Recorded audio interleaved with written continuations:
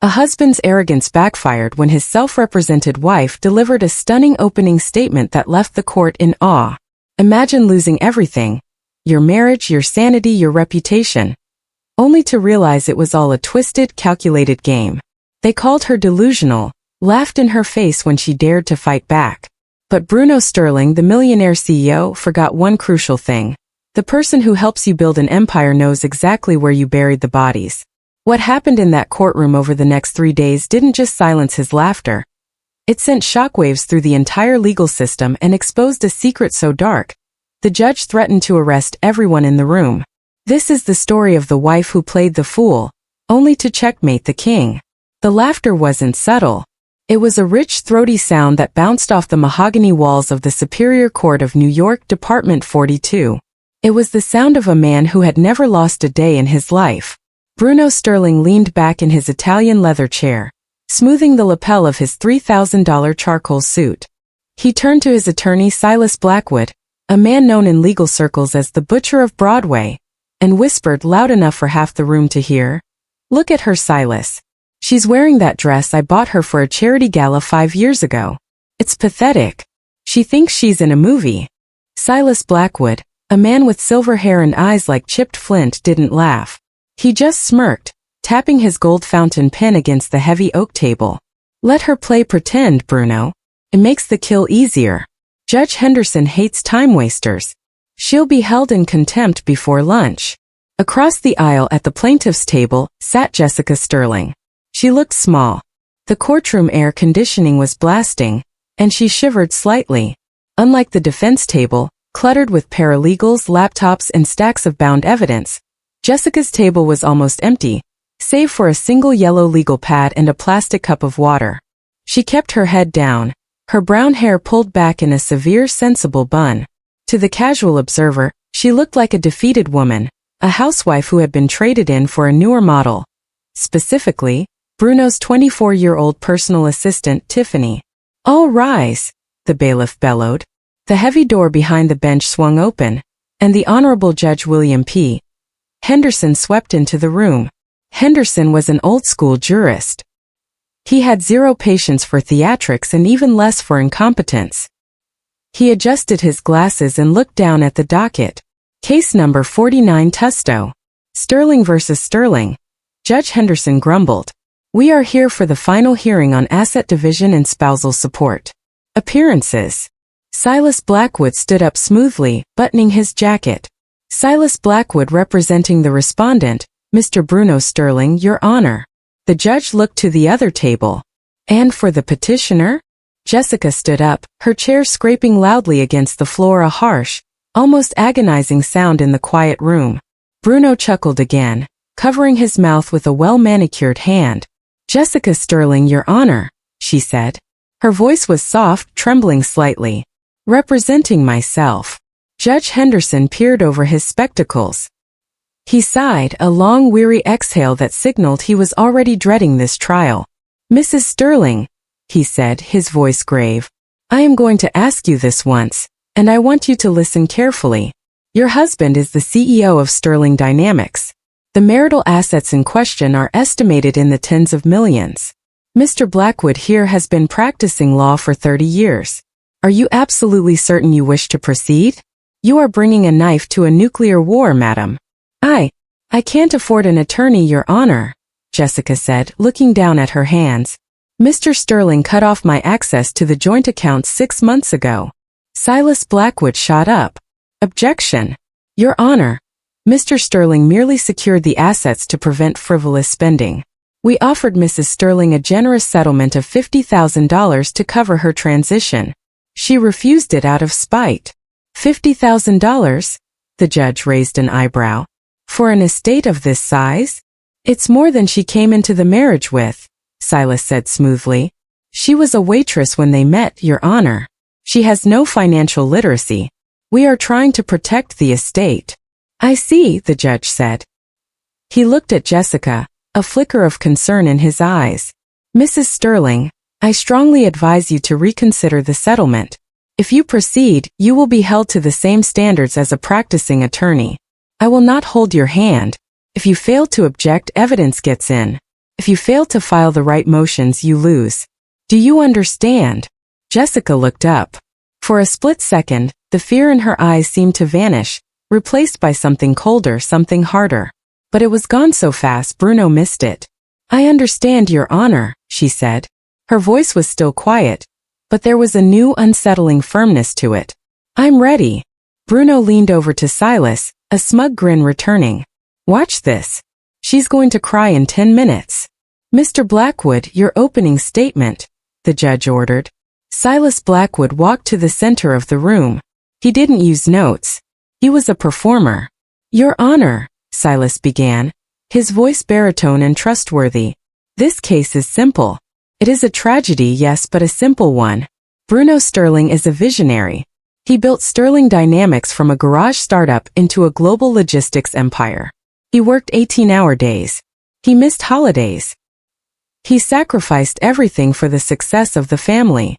Silas gestured accusingly at Jessica. And what did his wife do? She stayed home. She attended luncheons. She spent his money. And now that the marriage has unfortunately broken down due to irreconcilable differences, she wants half.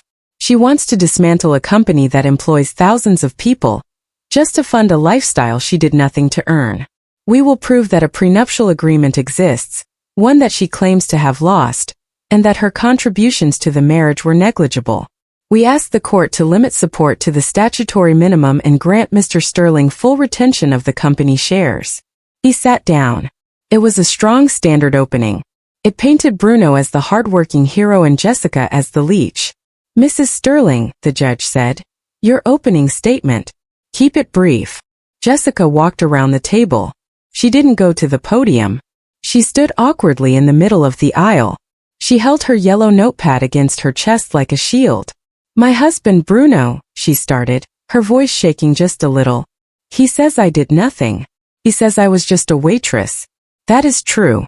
I was a waitress at the Blue Diner on 4th Street when we met. Bruno rolled his eyes. Here comes the sob story, he thought.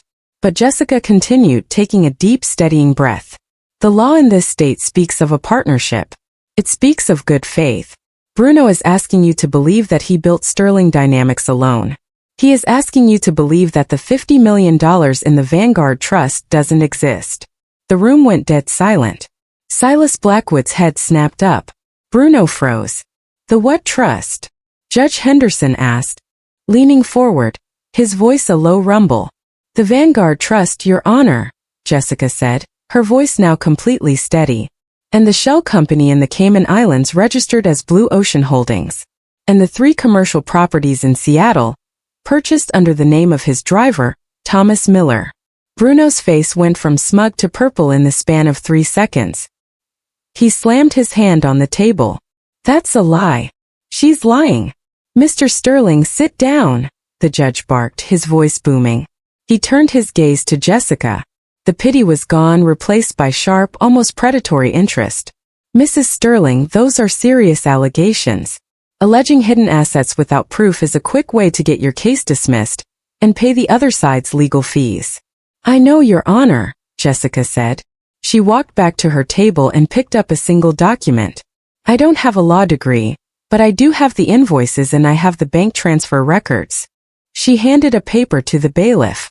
Marked as Exhibit A, she said softly. Silas Blackwood snatched the copy from the bailiff. His eyes scanned the page. It was a wire transfer record. A transfer of $4 million from Sterling Dynamics to a generic account in the Caymans. Silas looked at Bruno, his eyes slits. You told me the accounts were clean, he hissed. They are. Bruno whispered frantically, sweat beading on his forehead. That account is encrypted. There's no way she could have that. She doesn't even know how to use Excel. Jessica sat back down. She looked at Bruno and for the first time she smiled. It wasn't a happy smile. It was the smile of a hunter who had just set the trap. Call your first witness, Mr. Blackwood, the judge said, his voice dropping an octave. And this better be good. The air in the courtroom had shifted. It was no longer a slaughter. It was a brawl. Silas Blackwood was a seasoned veteran, though. He knew how to recover. He shoved the paper into his briefcase, dismissing it as a forgery or a misunderstanding to be dealt with later. I call Mr. Anthony Rossi to the stand, Silas announced. Anthony Rossi was Bruno's CFO. A man with a nervous twitch and a suit that cost more than Jessica's first car. He took the oath.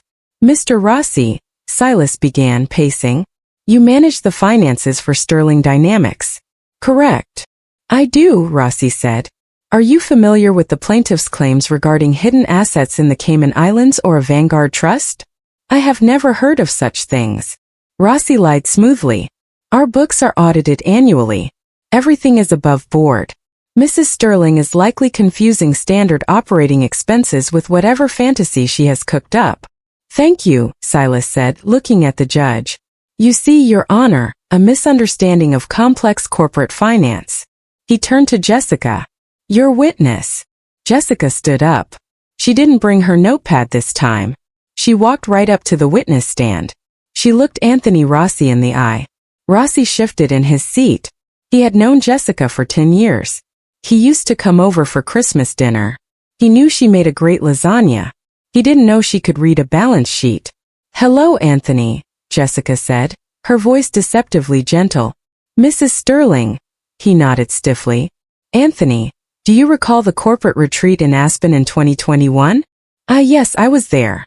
Do you remember giving me your laptop to hold while you went skiing because you were afraid to leave it in the hotel room safe? Rossi blinked. I might have. I don't recall.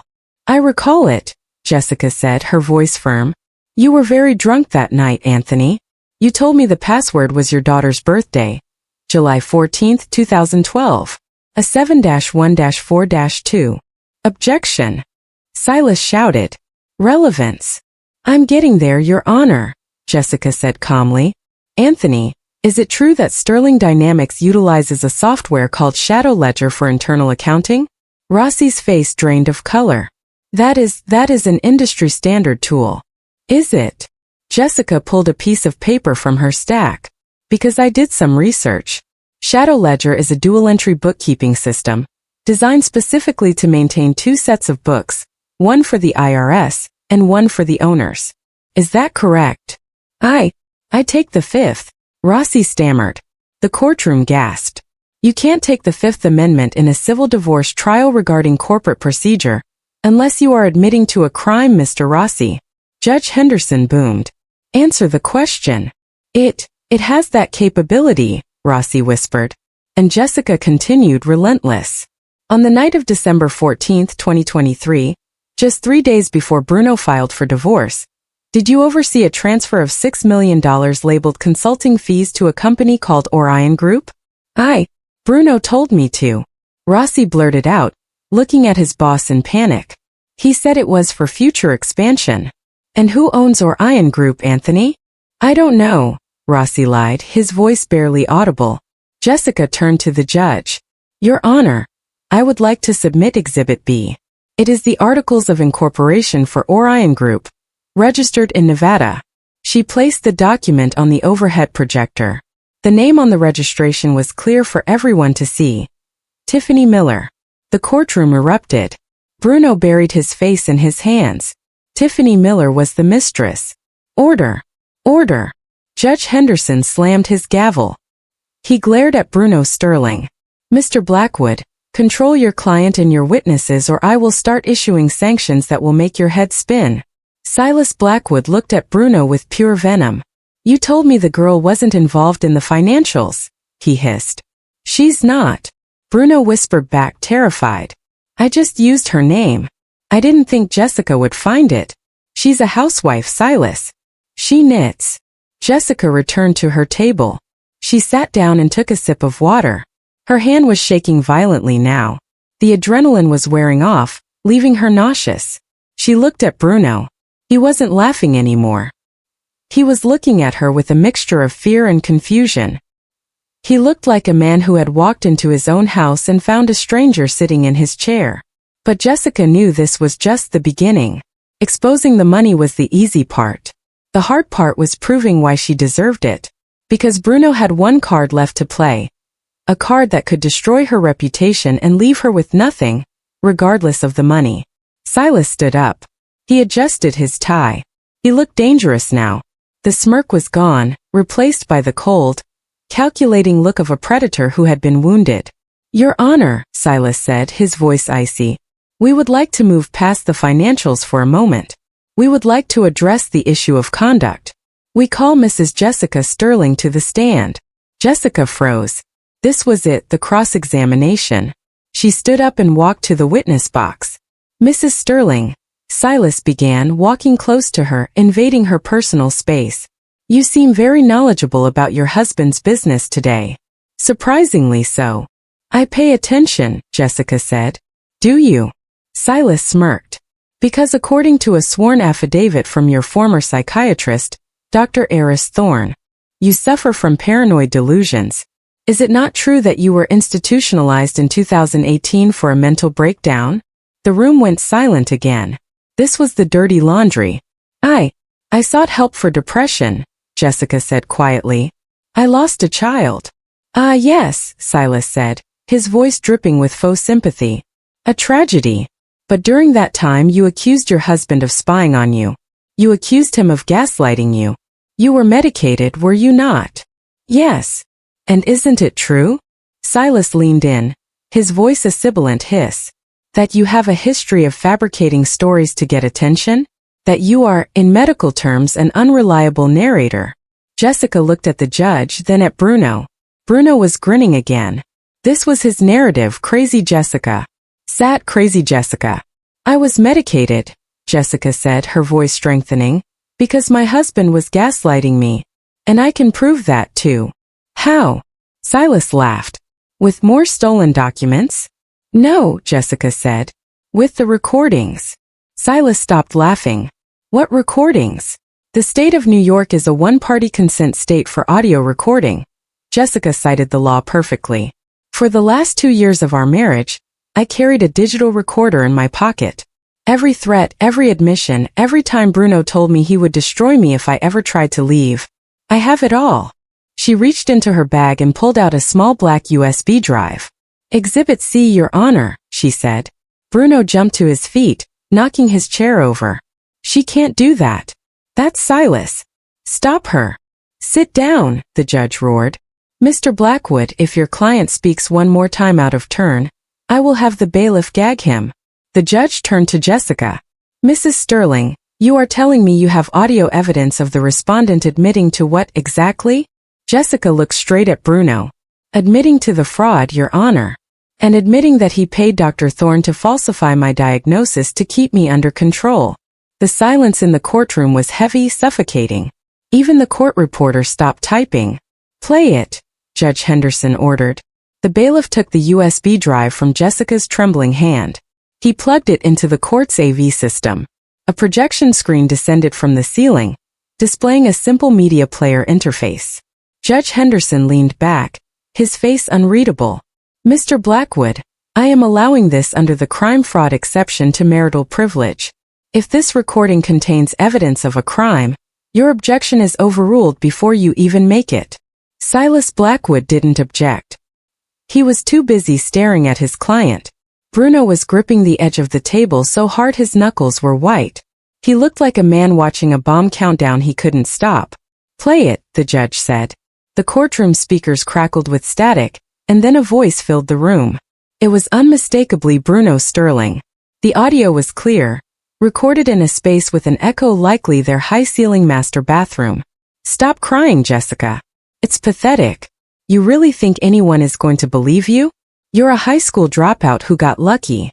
I know what you're doing with the Cayman accounts, Bruno. I saw the papers in your briefcase.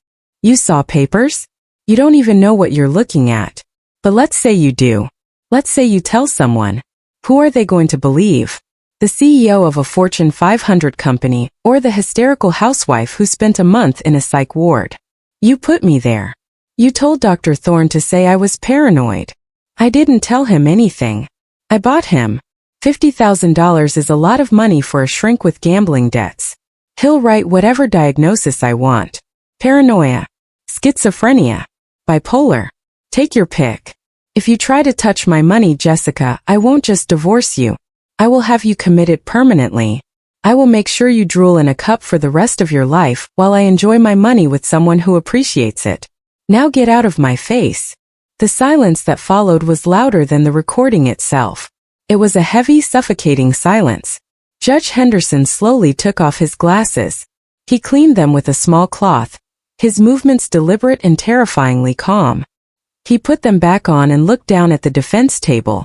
"Mr. Blackwood," the judge said, his voice barely a whisper, "did your client just admit to bribing a medical professional to falsify a mental health diagnosis for the purpose of discrediting a witness?" Silas Blackwood stood up. He was pale. "Your Honor, I have not heard this recording before. I cannot verify its authenticity. Could be deepfake technology. It could be AI generated." "It's not AI," Jessica said from her table. She stood up, her voice stronger now. "Because I didn't come alone, Your Honor. I have a witness." "Who?" Bruno snapped, his voice cracking. "Who do you have? You have no friends. I isolated you from everyone." Jessica looked at the back of the courtroom. The heavy oak doors opened. A man walked in. He was disheveled. He wore a cheap suit that was 2 sizes too big. He looked like he hadn't slept in a week. He walked with a shuffle, his eyes darting around the room nervously. It was Dr. Eris Thorne. Bruno gasped. "No. I called Dr. Eris Thorne to the stand," Jessica said. Silas Blackwood looked at Bruno. "You said he was in Europe. You said he was unreachable." "He was," Bruno hissed. "I paid for his plane ticket." Dr. Thorne took the stand. He refused to look at Bruno. He looked at the floor, his hands shaking as he took the oath. "Dr. Thorne," Jessica said, approaching the stand, "you treated me in 2018. Correct?" "Yes," Thorne mumbled. "And you signed an affidavit submitted by Mr. Blackwood this morning, stating that I suffer from severe paranoid delusions. Is that affidavit true?" Thorne looked up at the judge. He looked at the bailiff, who was standing near the door with a hand on his belt. Thorne swallowed hard. "No," Thorne whispered. "Speak up, doctor." Judge Henderson barked. "No," Thorne shouted, tears welling in his eyes. "It's not true. She's sane. She's always been sane. I made it up." The gallery erupted. Reporters were furiously typing on their phones. "Why did you lie, doctor?" Jessica asked gently. Thorne pointed a shaking finger at Bruno. "Because he told me to. He paid off my bookie. I owed 40 grand to some bad people. Bruno paid it. He told me to gaslight her. He told me to prescribe heavy sedatives to make her look confused in public. I needed the money. I'm sorry, Jessica. I'm so sorry." "Objection!" Silas roared, desperate to stop the bleeding. "This witness is clearly under duress. He is unreliable." "The only duress I see, Mr. Blackwood," Judge Henderson said, his eyes narrowing, "is the perjury your client just suborned. Sit down before I have you joined as a co-defendant." Silas sat down. He moved his chair 6 inches away from Bruno. Jessica looked at her husband. Bruno was no longer the arrogant tycoon. He was sweating, his perfectly gelled hair starting to droop. He looked small. "I have no further questions for this witness," Jessica said. "Dr. Thorne," the judge said ominously, "you are not to leave this building. The bailiff will escort you to a holding room. The district attorney will be very interested in your testimony." As Thorne was led away, sobbing, the courtroom felt like a pressure cooker about to explode. Jessica returned to her table. She had won the battle of character. She had proven she wasn't crazy. But she still had to prove where the money was and why it mattered. Because Bruno wasn't just hiding money from her. He was hiding it from everyone. "Mrs. Sterling," the judge said, his tone respectful now, "do you have further evidence regarding the assets?" "I do, Your Honor," Jessica said. "But for this part, I'm going to need a calculator. And I'm going to need the court to look at the pension fund for the employees of Sterling Dynamics." Bruno's head snapped up. If looks could kill, Jessica would have been dead on the spot. The fear in his eyes wasn't just about divorce anymore. It was the fear of prison. "The pension fund?" Silas Blackwood whispered. He turned to Bruno. "What did you do, Bruno? Tell me right now. If you lie to me again, I walk." "It's complicated," Bruno stammered. "I borrowed against it, just temporary, to cover the margin calls on the expansion." Silas closed his eyes and pinched the bridge of his nose. You embezzled from your employee's retirement to fund a shell company, Bruno, that's federal. Mrs. Sterling, proceed, the judge ordered. Jessica walked to the projector. She placed a new document on the glass. It was a complex spreadsheet filled with rows of numbers and dates. Exhibit D, Jessica announced.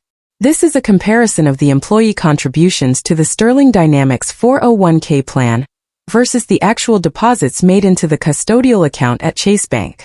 She used a laser pointer, a cheap one she probably bought at a gas station, to circle a column. From January 2022 to present, Jessica explained, her voice steady. Every employee had 5% of their paycheck deducted for retirement. That money was supposed to go to Chase Bank. But it didn't. She slapped another paper down.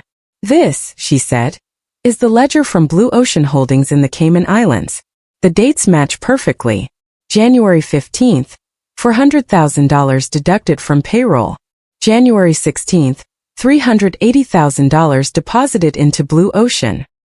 He was skimming the retirement fund, laundering it through the Caymans to avoid taxes, and then using it to buy real estate under his mistress's name. The courtroom was buzzing. This wasn't just a divorce anymore. It was a corporate scandal of massive proportions. Mr. Blackwood, the judge said, his voice deadly calm. Does your client have an explanation for why the employee pension fund is empty? Silas stood up slowly. He looked tired. He looked like a man who realized his career might end today, along with his clients. Your Honor, Silas said, we request a recess. I need to confer with my client regarding potential criminal liability. Denied, Judge Henderson said instantly. We are in the middle of a trial. If your client wishes to invoke his Fifth Amendment rights against self-incrimination regarding the embezzlement, he may do so. But that will allow me to draw an adverse inference regarding the marital assets. He leaned forward, his voice a low growl. In layman's terms, Mr. Blackwood, if he stays silent to stay out of jail, he loses the divorce. If he speaks to win the divorce, he goes to jail. Choose. It was the ultimate checkmate. Bruno stood up. He shoved Silas aside. This is ridiculous. Bruno shouted. I am the CEO. It is my company. I can move capital wherever I want. I was going to pay it back. It was a bridge loan. A bridge loan unauthorized by the board? Jessica asked calmly from her table. Because I have the board meeting minutes here, Bruno. You never told them. In fact, you fired the internal auditor who asked about it last month, didn't you? Mr. Timothy Clark. Clark was incompetent. Bruno yelled, his face turning a deep shade of crimson. Just like you. You think you're so smart, Jessica. You think you can take me down. I built this empire. I am Sterling Dynamics. Without me, you are nothing. You're just a waitress. Mr. Sterling. The judge slammed the gavel. Control yourself. No. Bruno was unhinged now. The facade of the cool, collected billionaire had shattered. She hacked my computer. That's illegal. This evidence is inadmissible. Arrest her.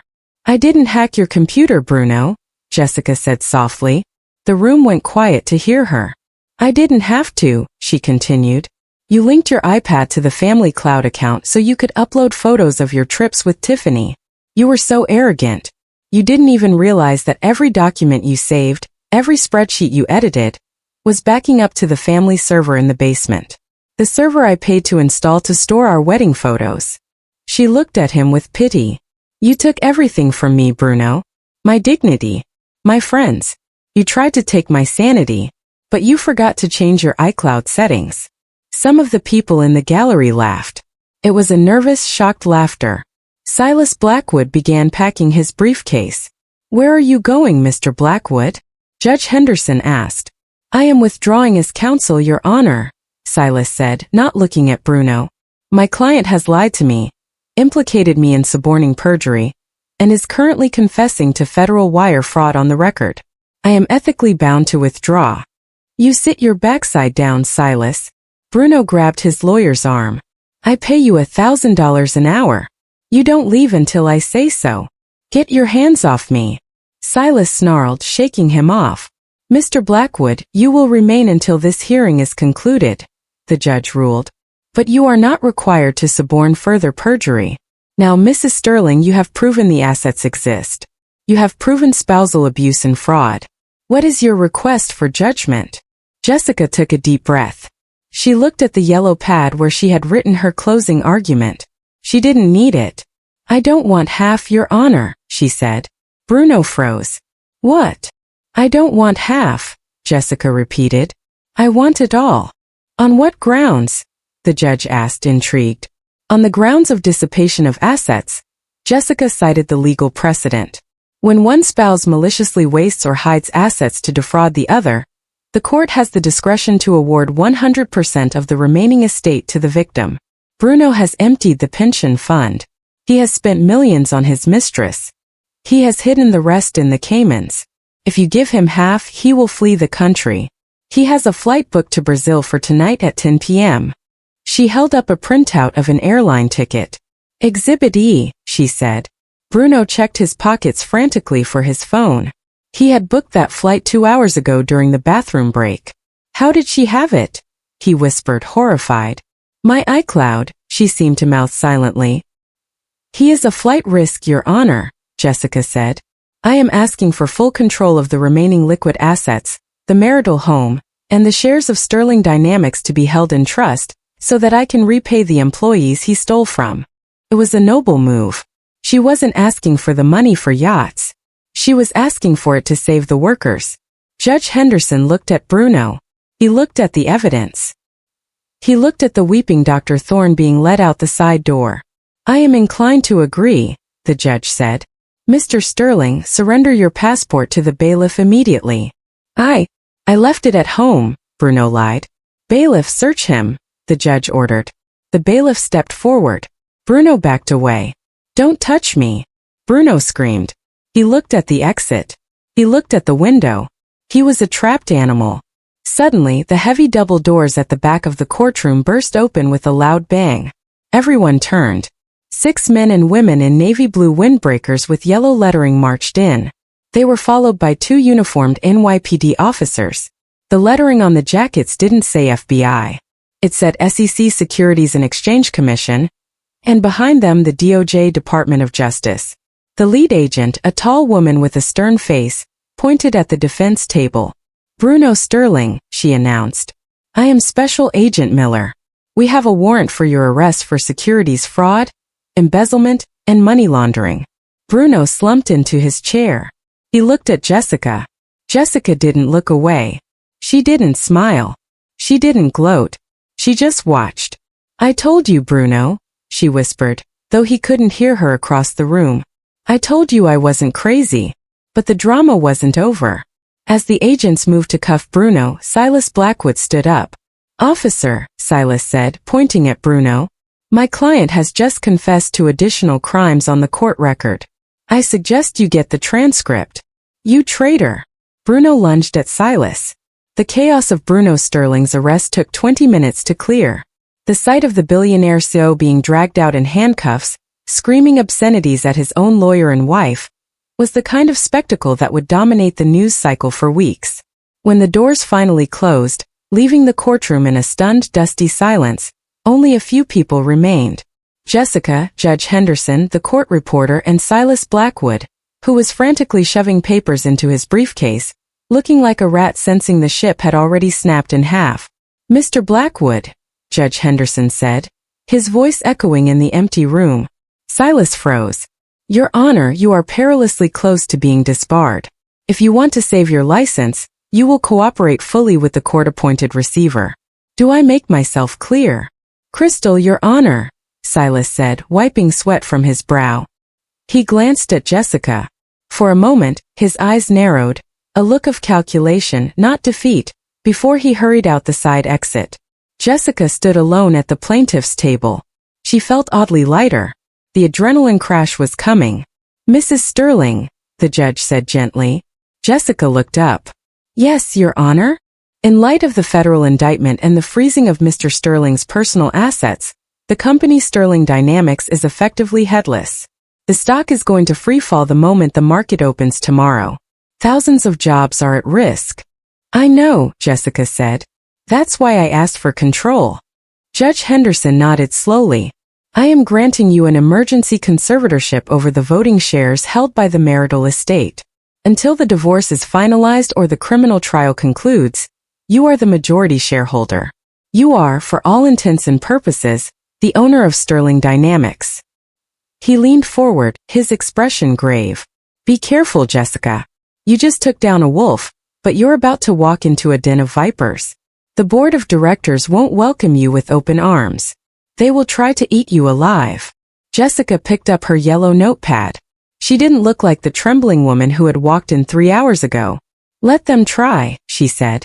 2 hours later, a black town car pulled up to the gleaming glass skyscraper in Midtown Manhattan.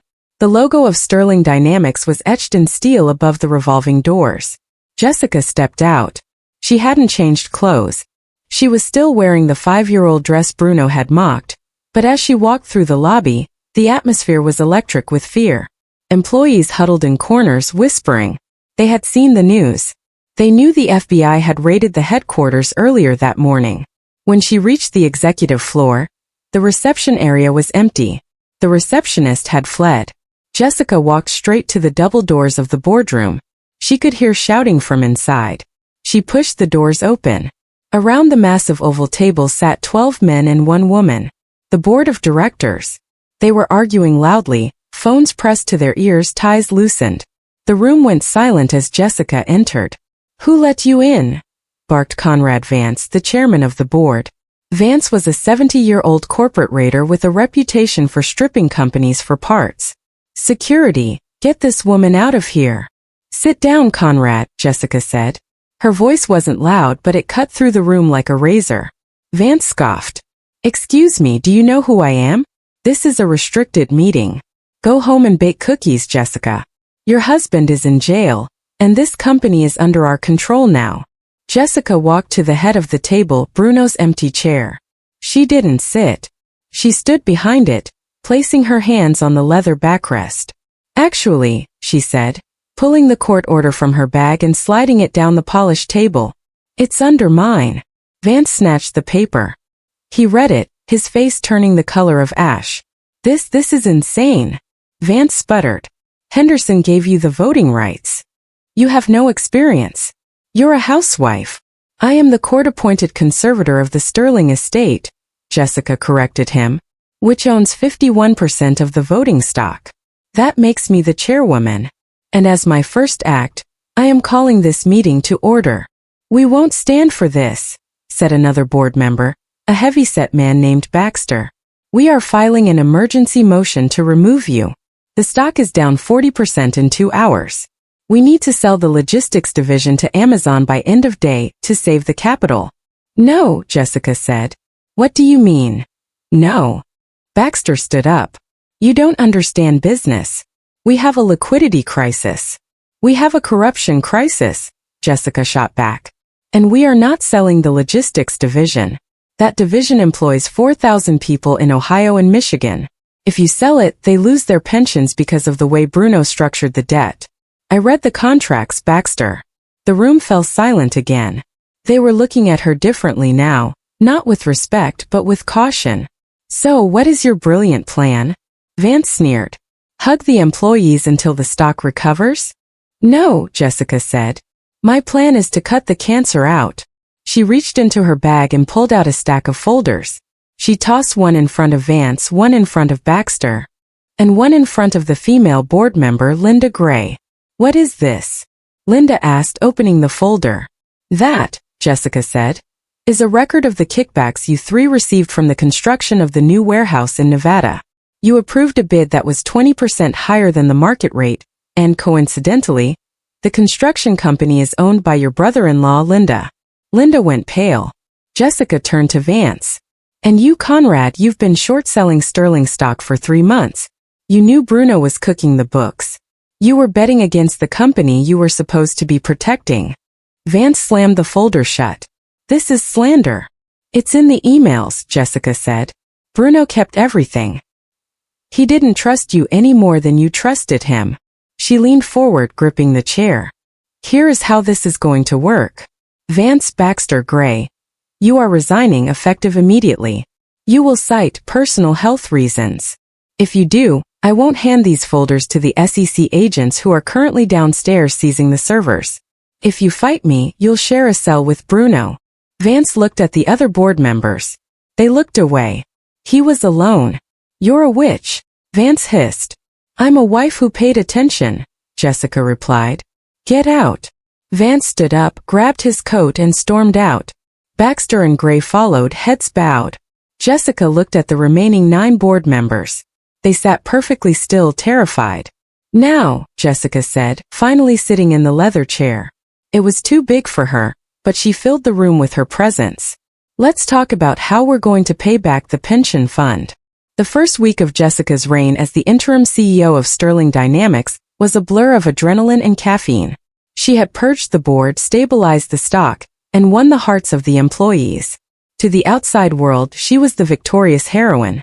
But inside the silent, glass-walled executive suite on the 42nd floor, Jessica felt a gnawing unease.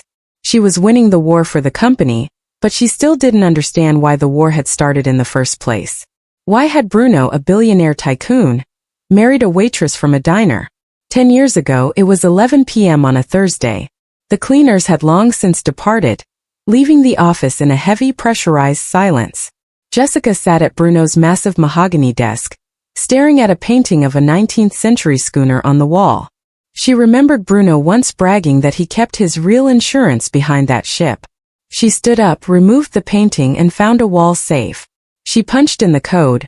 Bruno's ego was so fragile he used his own birthday, and the heavy steel door clicked open. There was no cash inside, just a stack of old hard drives and a single weather-beaten notebook bound in red leather. Jessica took the notebook to the desk and clicked on the brass reading lamp. She opened the cover. It wasn't a ledger. It was a diary of sins. It cataloged bribes, illegal dumpings, and blackmail schemes going back 20 years. But as she flipped to the entries from 2014, her blood ran cold. Entry June 12, 2014, target identified. Jessica Russo, daughter of Giovanni Russo, the union foreman holding the deed to the Saugus wetlands. He won't sell. He claims the land is sacred to his family. SB says we need a workaround. Jessica's hands began to tremble. Russo was her maiden name. Her father, Giovanni, had been a stubborn, proud man who died penniless. Or so she thought. She turned the page, her heart hammering against her ribs like a trapped bird. Entry July 4, 2014. SB suggests the widower route. If Giovanni dies intestate, the land goes to the daughter. If I marry the daughter, the land becomes a marital asset. We can bypass the union contracts. It's cleaner than a buyout. Jessica gasped, a ragged sound in the empty room. The romance, the flowers, the way Bruno had accidentally bumped into her at the diner. It was never love. It was a corporate acquisition.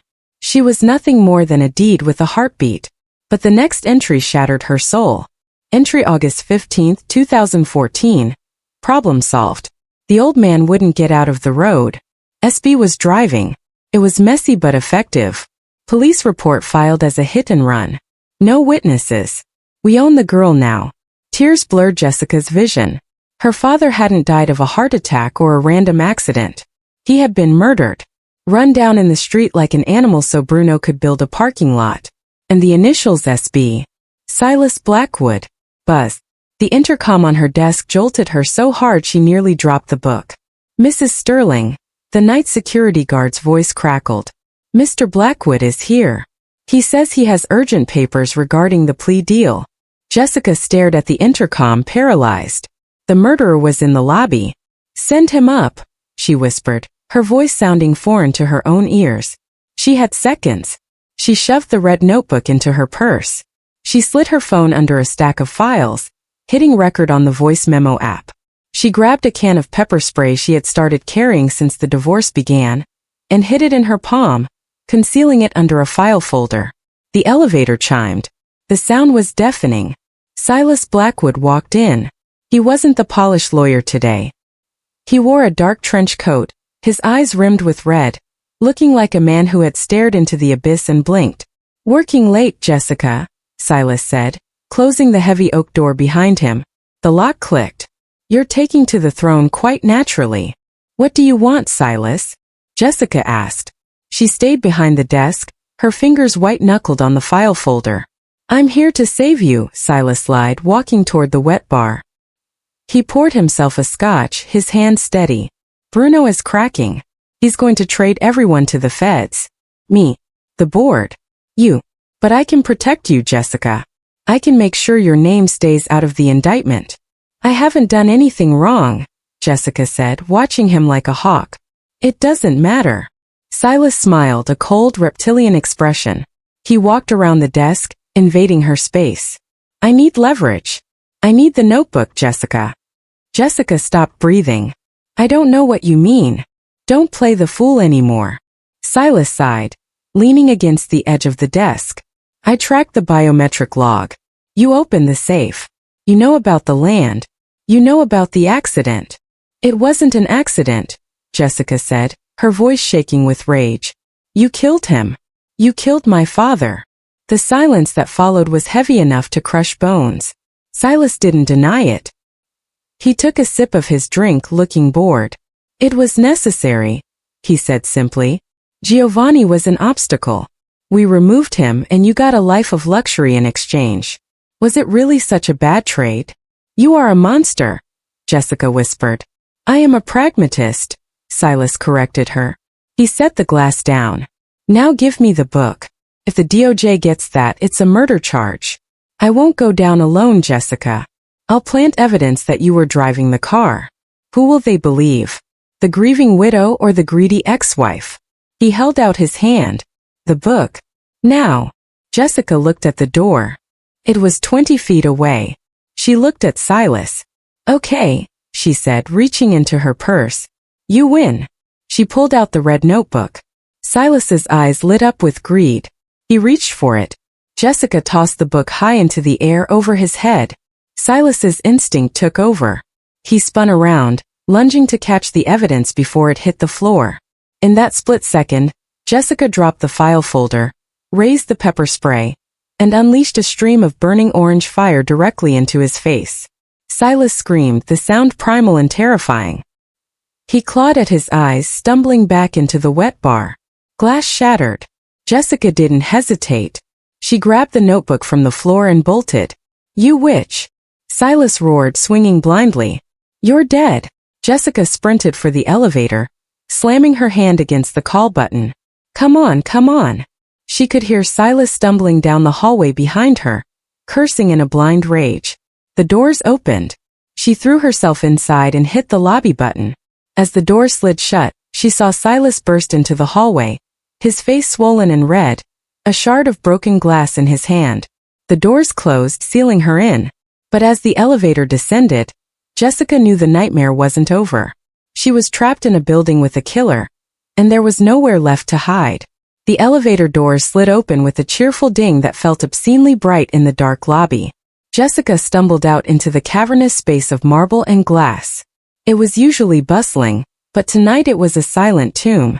She sprinted toward the revolving doors, her heels clicking loudly on the polished floor. She pushed against the heavy glass. It didn't move. Panic surged in her throat. The night security protocol. The building automatically locked down at midnight. She checked her pockets frantically, but Bruno's access card was gone, dropped in the struggle upstairs. She was trapped. "Jessica!" The scream echoed down the elevator shaft, followed by the heavy thud of footsteps on the emergency stairwell door. Silas hadn't waited for the elevator. He had taken the stairs, fueled by a murderous rage. Jessica dove behind the granite security desk just as the stairwell door burst open. Silas Blackwood limped into the lobby. He looked monstrous. His eyes were red and streaming tears from the pepper spray, his skin blotchy and swollen. In his right hand he gripped a jagged shard of heavy crystal, a makeshift dagger, capable of lethal damage. "I know you're in here," Silas rasped, his voice echoing off the marble walls. "The doors are locked. You can't get out, and the police won't get here in time." Jessica crouched lower, clutching the red notebook to her chest. Her phone was still in her hand. The call with Agent Miller silent but connected. "You think you've won?" Silas taunted, moving slowly toward the center of the room, hunting by sound. "You think because you found a diary you can take us down? Bruno is weak. But I solve problems." Just like I solved your father. He stopped.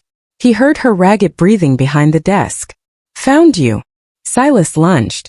Jessica screamed and scrambled backward, backing away toward the massive decorative fountain. Silas closed the distance, raising the glass dagger high, his face twisted into a mask of pure hate. Give me the book, Jessica, he snarled.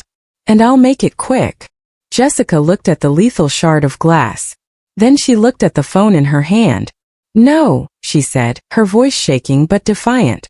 I'm not giving you the book, Silas, but I will give you an audience. She held up the phone. Agent Miller, did you hear that confession? A crisp, amplified voice cut through the silence. We got it all, Mrs. Sterling.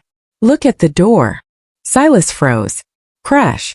The glass revolving doors shattered inward as a SWAT-armored truck rammed the entrance. Men in tactical gear swarmed through the opening, lasers cutting through the dust. Federal agents. Drop the weapon. Silas Blackwood stood there, blinking in the blinding lights. Realizing it was over, he dropped the glass shard and fell to his knees in defeat. As the officers swarmed him, Agent Miller walked through the debris to where Jessica stood, trembling. Mrs. Sterling. Jessica handed her the red notebook. Here, she whispered. The murder, the fraud, it's all in there. 6 months later, the fall of the Sterling Empire was absolute. Silas Blackwood, stripped of his immunity due to the new evidence, was charged with first-degree murder. He died in prison 3 months into his life sentence.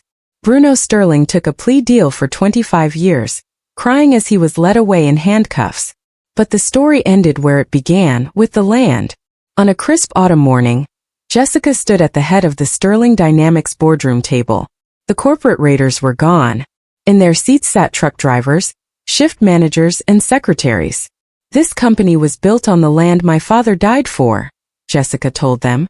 Effective today, Sterling Dynamics is an employee-owned cooperative. You own the shares, you keep the profits. The room erupted in cheers. Jessica walked out of the building and drove to a quiet cemetery in New Jersey. She knelt before a simple gravestone, Giovanni Russo. I got it back, Papa, she whispered, placing the court order on the grass. I got the land back and I made them pay. She stood up, wiping her eyes. She wasn't the waitress. She wasn't the victim. She was Jessica Russo, and she had never been stronger. They say that hell hath no fury like a woman scorned. But Jessica proved that fury isn't always loud. Sometimes it's organized. Bruno and Silas thought they were untouchable because they had money and power. They laughed at Jessica because she was just a housewife. But they forgot the most important rule. You never ever corner a survivor. Jessica didn't just win a divorce. She dismantled a criminal empire and exposed a murder. If you enjoyed this story of justice served cold, please hit that like button. It really helps the channel. Don't forget to subscribe so you never miss a drama. Tell me in the comments, do you think 25 years was enough for Bruno? Or should he have faced the same fate as Silas? I'm curious to hear what you think.